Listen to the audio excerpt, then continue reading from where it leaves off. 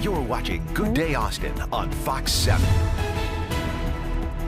Good Saturday morning. I'm Jacqueline Sarkeesian. And I'm meteorologist Chelsea Andrews. So Chelsea has been telling us a lot of things happening these next few days. A lot going on. We're still tracking what's left of Harvey. Thankfully, nowhere near Texas, but still bringing some showers. We also have Hurricane Irma now we're keeping an eye on, and our next cold front. Wow, yeah, you were saying we might have to bust out some scarves, drink some pumpkin spice lattes or PSLs. PSLs, yeah, I'm sure lots of folks have probably already started drinking those, but you'll actually have a reason to next week. Tower cam, though, this morning. Okay, well, thank you so much for that, Chelsea. So today, President Trump is expected to make his second trip to Texas to survey the damage caused by Harvey. He stopped by Corpus Christi earlier this week to take a look at all of the destruction. Today, just before noon, he'll land in Houston and visit a local relief center, meet with victims and members of the Texas delegation. After that, he'll head to Louisiana, then land back in Washington, D.C. later tonight. The president has requested nearly $8 billion for Harvey relief and recovery. Most of that money would be given to FEMA, and $450 million would be used to finance disaster loans for small businesses. And flooding is starting to recede, but cities across Texas are still swamped a week after Hurricane Harvey made landfall. Another massive fire has broken out at a chemical plant in Crosby, Texas. It was flooded earlier this week, and on Wednesday, two blasts rocked the Arkema plant, which makes liquid organic peroxides. It shut down the facility last week as Harvey approached. Employees and residents were evacuated within 1.5 miles after the plant flooded. That evacuation zone remains in place. Arkema officials say yesterday's incident happened as a result of extremely high water and power loss in the aftermath of the storm. And this week, Texans around the state are facing panic at the pump as many stations ran out of fuel. As a result, those who depend on their vehicles for work had to get a little creative. Fox 7's Jennifer Kender has the story. Now, there are other factors that could play into the surge pricing this weekend. UT students are back in town. It's a holiday weekend, and like Chelsea's been giving us that Texas football forecast, the game is also today. So even if gas stations are full, be prepared to wait. And Austin ISD is helping Harvey evacuees roll into school. Superintendent Dr. Paul Cruz says the district is ready to welcome and enroll students in schools nearby. He also says if displaced families are staying somewhere else in Austin, there's space in schools across the city. Now, two young girls all the way up in Maine are taking time out of their day for Texas. They're trying to raise money for those hit hardest by Harvey. Fox's Dan McCarthy has their story. All right, we're going from talking about the effects of Harvey and everyone reaching out to help. Now we're talking about Hurricane Irma, still out into the Atlantic. Also talking about our next cold front and the UT game day forecast. Already college football. A lot happening this weekend. Coming back after the break. You're watching Good Day Austin on Fox 7. Good morning, everyone. Saturday, September 2nd, we are taking another live look from downtown Austin. The sun is slowly coming up. Beautiful start to your weekend. So today, we are talking about yoga. So calling all yogis, if you're interested, this is for you. Free day of yoga is just around the corner. On Monday, you'll have a chance to relax with a free practice of yoga studios around the city. And to talk more about that is Mary Esther Middleton. She's one of the organizers. Thank you for joining us. Yeah. So Chelsea and I are prepared to do yoga in a little bit, but first talk to us about Free Day of Yoga. So the Free Day of Yoga is a day where the Austin Yoga teachers and studios kind of open up the doors, and we really say thank you to all the people who come to our yoga classes on a pretty regular basis. And it's an opportunity to try new styles of yoga, to check out different teachers, to go to a studio you've never been to, and to have a lot of fun, and it's all for free. Yeah, that's awesome. So how many, I mean, there's a lot of yoga studios here. How many, or is it? We have about 40 venues on Monday that will be offering classes around town, and there's 170 classes, I believe, that you can choose from. So there's quite a selection. So we do encourage people to kind of pace themselves, take some different levels of classes, and drink a lot of water and have a lot of fun. And it's good for Labor Day too, because people will be off. So maybe if you're planning on eating a big barbecue meal, throw in some yoga first. There you go. Do the yoga, then do the barbecue. Yeah, exactly. What are some of the biggest misconceptions you were telling us before we went on air about yoga? Well, really we try to promote the benefits of yoga. Misconceptions, I'm not even sure how to address that exactly. I think it's just good for your body. It's good for your mind. So we really try and promote this idea of calm, peace, and getting some benefits health-wise. You know, you can do things like lower your blood pressure by taking yoga classes. You can increase your physical fitness. Just be comfortable in your body and learn how to move and not hurt yourself.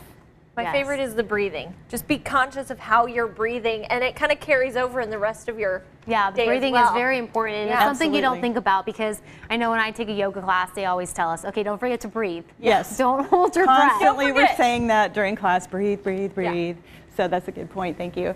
And yeah, just make sure that you're not overdoing a lot of times, because people go, oh, I want to do the best stretch in the whole world, and I want to do what maybe that person next to me is doing, but what that person can do is not necessarily what this person can do. Yes, everyone's Don't different. start with the handstand. Yeah, so speaking of handstands, can you show us?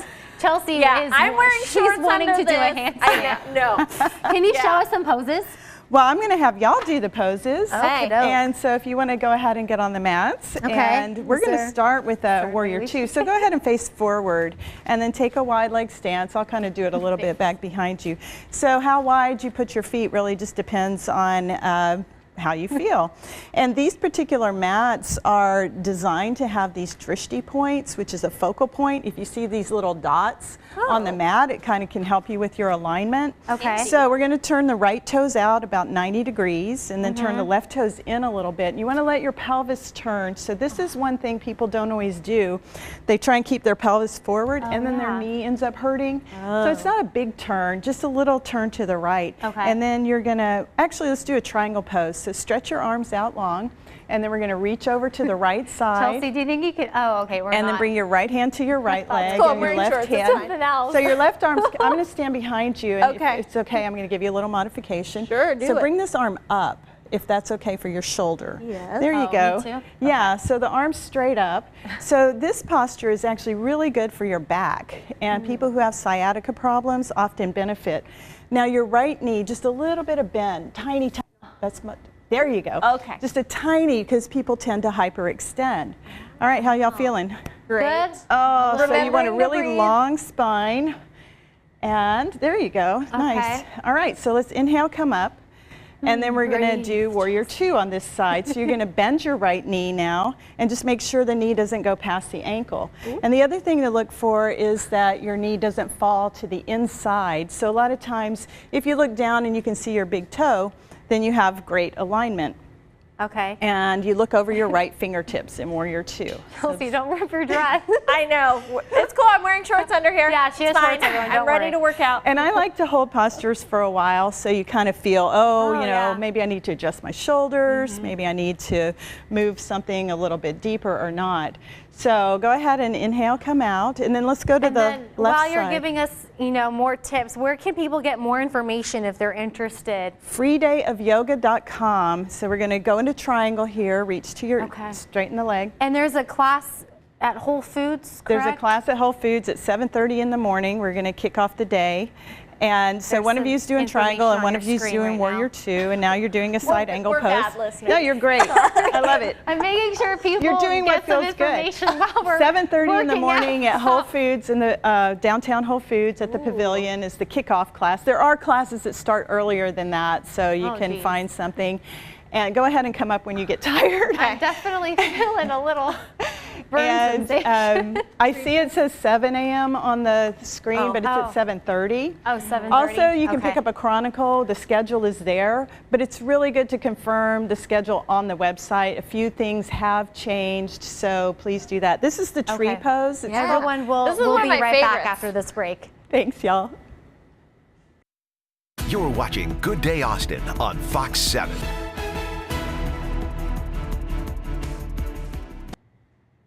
Changes are coming to Austin roads, and rumors of a gas shortage are causing panic through the city.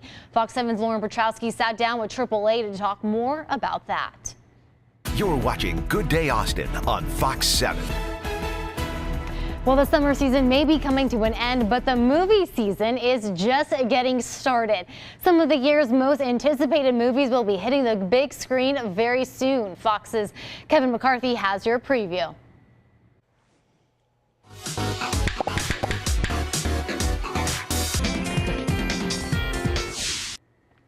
If you're considering adopting or fostering an animal this weekend, or even looking to donate or volunteer, now is the time. Hundreds of animals have been sent up from areas damaged by Harvey, and they need help. Yeah. Joining us now is Chantel Wallace with the Austin Animal Center, and August, who is a 2-year-old terrier mix.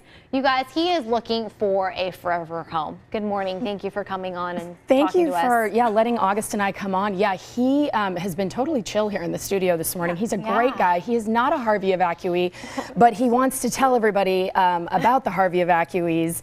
And we have great news. So you can now, we learned the lesson from Katrina, you can now bring your dog to a lot of the evacuation centers, which is wonderful. So that's one thing that both staff and volunteers at the Austin Animal Center are doing, is manning like intake and helping with pets at like the Expo Center on Decker Lane. You can bring your pet. There's like a whole pet section, which is great, because a lot of people in Katrina wouldn't evacuate because of they didn't want to leave their pet their behind. family. Yeah, absolutely. But in terms of August, he is very treat motivated, which is how I'm getting him to sit so perfectly here right now, as he's getting the occasional treat.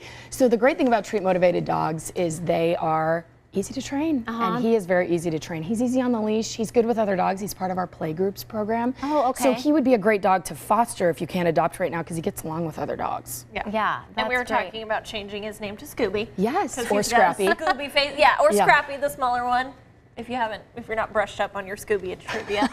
So I know that you were saying, August is not someone that was affected by Harvey and whatnot, but talk about how many animals. Yeah, so I tried to get that number for y'all this morning, and it's been kind of a fire drill, so I don't think they've compiled it yet, but I know that Austin Pets Alive has taken in, teeming masses. They've got a staging center in Katy where they were pulling dogs from Beaumont and Victoria, but they've got one on Burnett Road here where there are just a ton of dogs and cats they've pulled in, which is amazing. But the Austin Animal Center has been primarily working with the owned pets that are at these evacuation centers where you can bring pets. But if you're looking to volunteer, if the public is looking to volunteer with pets that have been displaced, just Google Austin Pets Alive Hurricane Harvey relief, and you can volunteer for the day. Within the day, you can volunteer. Oh, okay. Yeah. And I was there yesterday at Austin Pets Alive, and the great news is they have a lot of dogs that are spoken for as far as fosters go. But they said they were bringing in more this weekend. So today, tomorrow, even Monday, they're going to have a lot that need fosters or need adopters. Yeah. And another big thing right now is donations. We need large metal wire crates for dogs, metal bowls, bleach, because cleaning situation. So if y'all want to drop those off at the Austin Animal Center, that would be great. Okay. Or adopt August. Yes, He's please gonna do. be at He's Lavender very Lou. well behaved. He's so well behaved. So cute. Yes. He's a good Harvey ambassador. He's hanging out with us. I mean, he hasn't made a peep since he's been here. No, and he's got this great combination of super short legs, kind of a muscular body, and a big head. So he's perfect. cute. Yes. Okay, well, thank you so much for joining us. We appreciate it. We're gonna have more right after this break. Wow, a lot of action going on. A lot of action going on there. We're talking about a lot of stuff going on. Yes, we also have a lot of action happening here. Yes, as far as the weather goes, college football's back today. I'm sure Dave Freilich is already up and has on burnt orange. He was already posting things. I mean, yeah. All excited for that. I know, Longhorn lots football. of folks really excited. Kickoff at 11 a.m. this morning. Not going to be the hottest season opener we've ever seen for UT. Highs today in the mid-90s, but it's morning lows, low 60s. Wow. So find your scarves now. And I know you're probably like, gosh, I wish I never told Jacqueline I know. about the PSLs. The PSLs. I mean, if folks are watching already, I guarantee you most of them. I was surprised you didn't know what it was. I know. I don't really know the cool lingo. I don't know the cool lingo. Yeah, I'm sure scarves probably by Thursday. I know morning. I know what that is. Scarves, yes. We've got to hunt for them because they're probably in the very back of the closet, but you'll maybe want to keep those handy and just enjoy that little preview of fall. All right, thanks so much everyone for watching. We'll see you right back here tomorrow at 6 a.m. Have a great day.